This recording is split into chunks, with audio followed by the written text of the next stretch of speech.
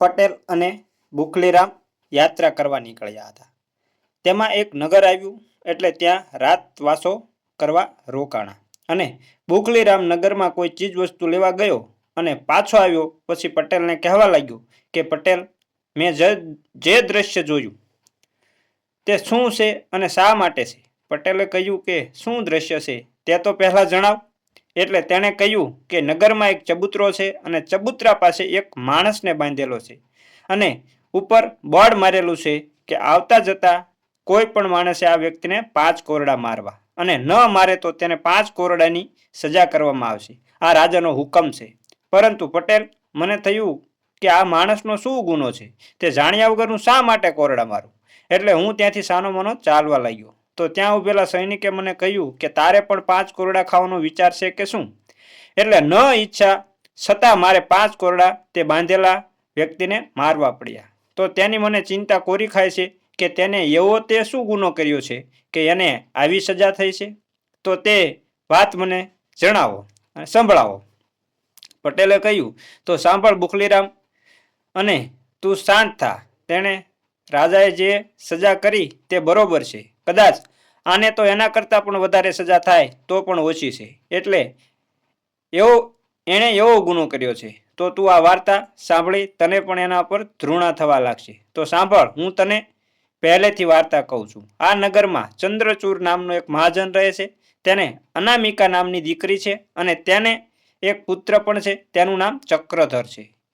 મહાજને તેની પુત્રીની સગાઈ ઘણા સમય પહેલા તેના મિત્રના દીકરા સાથે કરેલી છે, પરંતુ તે લગ્ન નથી કરતો કારણ કે કન્યાની ઉંમર હજુ નાની હોય છે. આ નગર ગંગા નદીથી બહુ નજીક છે અને અહીંના માણસો બહુ જ શ્રદ્ધાળુ છે. એટલે બધા દિવાળી ઉપર ગંગા સ્નાન કરવા જાય છે. એટલે આ અનામિકા પણ તેની સખી સહેલીઓ સાથે ગંગા સ્નાન કરવા ગઈ. હવે આ મહાજને ત્યાં તંબુ તાણી અને રહે છે અને વારંવાર ગંગા સ્નાન કરવા માટે તેઓ જાય છે. પહેલા સ્ત્રીઓએ ગંગા સ્નાન કર્યું અને પછી પુરુષોએ ગંગા સ્નાન કર્યું. હવે આ અનામિકાને સ્નાન કરતા ત્યાં એક ગુંડાએ જોઈ લીધી અને તે કહેવા લાગ્યો કે આ એક કેટલી સુંદર સ્ત્રી છે. આ સ્ત્રીને અહીંથી ઉપાડી લેવી જોઈએ અને ભોગ ભોગવી, અને જ્યારે આપણું મન ભરાઈ જાય એટલે આને કોઈ કોઠા ઉપર વેશ્યાને ત્યાં વેચી દઈશું. તેના ઘણા બધા રૂપિયા આવશે.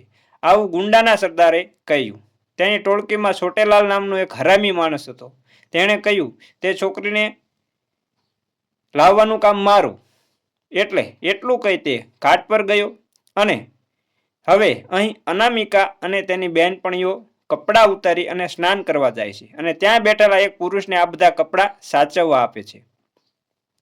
તે આ બધું છોટેલાલ જોતો હોય છે અને તે પહેલા માણસ પાસે આવે છે અને કહે છે કે ભાઈ, તારે 5 રૂપિયા જોઈતા હોય તો આ કપડામાંથી મને એક સાડી આપી દે. એટલે તે લાલચમાં આવી અને તેને સાડી આપે છે. એટલે છોટેલાલ તે સાડીના છેડે એક સોનામોર અને 100 રૂપિયાની નોટ હતી તે પાલવને છેડ બાંધી દીધી અને ત્યાંથી આગે ઊભો રહી ગયો. જ્યારે અનામિકા પાછી આવી તો તે વસ્ત્રો પહેરી ચાલવા લાગી તો છોટેલાલ પણ તેની પાછળ પાછળ ચાલવા લાગ્યો. જ્યારે તે તંબુ નજીક પહોંચી તો છોટેલાલે પાછળથી તેનો હાથ પકડી લીધો અને એક અજનબી વ્યક્તિ દ્વારા પોતાનો હાથ પકડાવાથી અનામિકા બહુ ગુસ્સે થઈ ગઈ અને કહેવા લાગી કે તું કોણ છે અને મારો હાથ કેમ પકડ્યો છે? તો છોટેલાલ કહેવા લાગ્યો કે તું તારા મિત્ર છોટેલાલને ભૂલી ગઈ? આવું કહેવા લાગ્યો. તને હું નથી ઓળખતી એમ કહી ઝટકો મારી હાથ છોડાવી દીધો અનામિકાએ. તે કહેવા લાગ્યો કે આપણે ઘણા દિવસથી એકાંતમાં એકબીજાને મળીએ છીએ, પરંતુ આ તારી સખી સહેલીઓ સાથે છે એટલે ખોટું બોલે છે. અને બંને ઝઘડો કરવા લાગ્યા. મેળો હતો એટલે ત્યાં માણસો ભેગા થવા લાગ્યા અને અનામિકાના પિતા પણ ત્યાં આવી ગયા અને છોટેલાલને બધા ભેગા મળી એને મારવા લાગ્યા. જ્યારે તે બધા થાકી ગયા ત્યારે રોતા રોતા અને એક્ટિંગ કરતા કહ્યું છોટેલાલે, તમે બધા મને ખોટો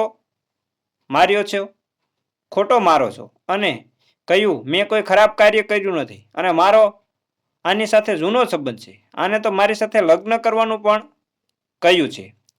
લગ્ન? અનામિકાના પિતાએ કહ્યું. અને જો વિશ્વાસ ન આવતો હોય તો પૂછી લો એને. અને એ જ્યારે અહીં આવી ત્યારે એને એક 100 રૂપિયા અને એક સોનામોર મારી પાસે માંગી હતી. મેં મારા ઘરેથી ચોરી કરી અને આપી હતી. ત્યારે અનામિકાના પિતા તેને કહે છે કે ભિખારી, મારી પાસે રૂપિયાની ક્યાં કમી છે?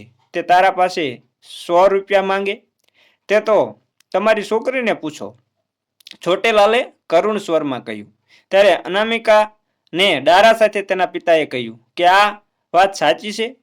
તે આની પાસેથી 100 રૂપિયાને સોનામોર લીધી હતી? તો અનામિકા કહેવા લાગી કે આ વાત ખોટી છે પિતાજી, હું આને ઓળખતી પણ નથી. હું ગંગામાના સોગન ખાઈને કહું છું. અનામિકાએ તો રોતા રોતા કહ્યું. છોટેલાલ કહેવા લાગ્યો કે જો હું ખોટો હોઉં તો મને 100 જોડા મારા માથા ઉપર મારજો, પણ પહેલા આની તલાશી લો કે મેં જે રકમ આપી તે તેની પાસે હશે જ. બધાને આ વિચાર સાચો લાગ્યો અને તલાશી લેવા લાગ્યા. અનામિકા પાસેથી 100 રૂપિયા અને સોનામોર નીકળે છે ત્યારે બધા માણસો તેની ઉપર થૂ થૂ કરવા લાગ્યા.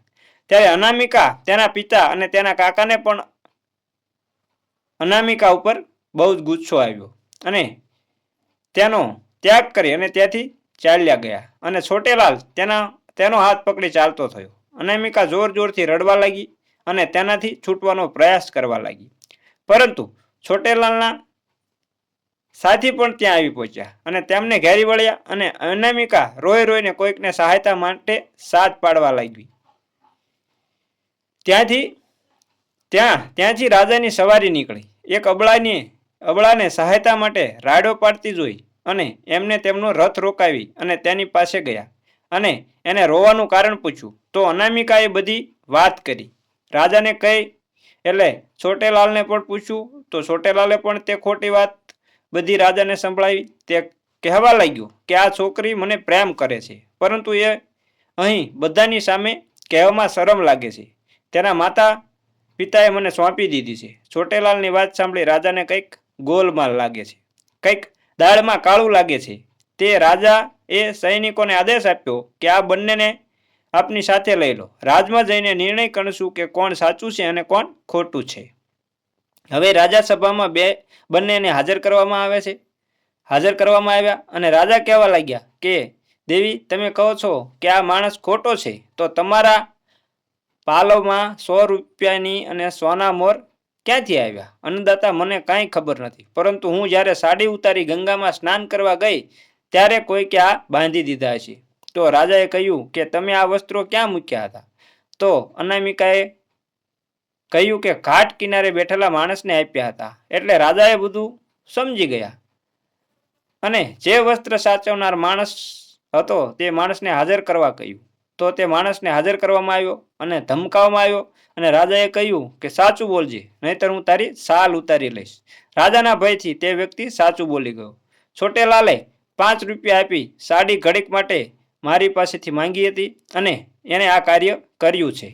એટલે રાજા ક્રોધિત થઈ ગયા અને છોટેલાલ અને તેના સાથીઓને 100 કોરડાની સજા ફરમાઈ અને મુખ્ય અપરાધી છોટેલાલને ચબૂતરા પાસે બાંધી અને જે નીકળે એને 5 કોરડા મારવાની સજા ફરમાવી અને ન મારે તો રાજા તેના માણસો પાસે એને 5 કોરડા મારશે એવું બોર્ડ લગાવવામાં આવ્યું. અને પછી રાજાએ